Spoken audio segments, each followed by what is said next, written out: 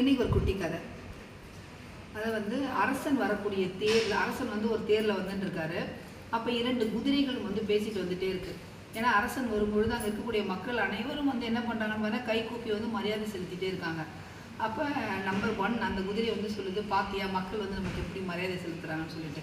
அப்போ அந்த 2ஆம் நம்பர் குதிரை சொல்லிச்சு, அது நமக்கு கிடைச்ச மரியாதை கிடையாதுப்பா, அரசனுக்கு கிடைக்கிற மரியாதைன்னு சொல்லிட்டு. அதெல்லாம் ஒன்றுமே கிடையாது, நமக்காக தான் இவ்வளோ மரியாதை செலுத்துகிறாங்க, நம்ம இல்லைன்னா அரசன் எப்படி வர முடியும் அப்படின்னு சொல்லிட்டு ரொம்ப கர்வமாக பேசிச்சான். சரி, அப்போனா நம்ம நாளைக்கு என்ன பண்ணலன்னா, அரசனே இல்லாமல் நம்ம 2 பேர் மட்டும் இந்த தெருவில் ஓடி வரலாம்.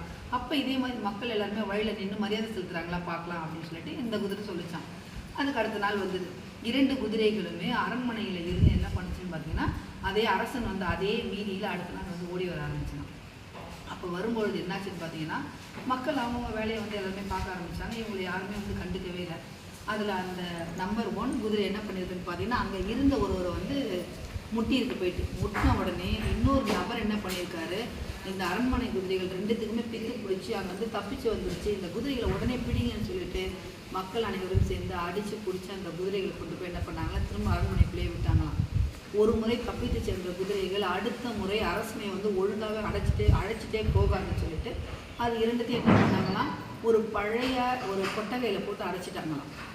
அது இதுலேருந்து என்ன தெரியுதுன்னு பார்த்தீங்கன்னா, பிறருக்கு கொடுக்கக்கூடிய மரியாதை, கிடைக்கக்கூடிய மரியாதை தனக்கு வேணும்னு நினைக்கிறது தப்பே இல்லை. அது எனக்கு வேணும், கண்டிப்பாக வேணும்னு சொல்லிட்டு கர்வம் கொள்ளுவாங்க. அதனால தான் இந்த குதிரைக்கு இத்தகைய நிலை. அதனால் யாருடைய மரியாதையை நம்ம பறிக்கிறதா இருக்கக்கூடியது, நமக்கு கிடைக்க வேண்டிய மரியாதை கண்டிப்பாக கிடைக்கும். நன்றி.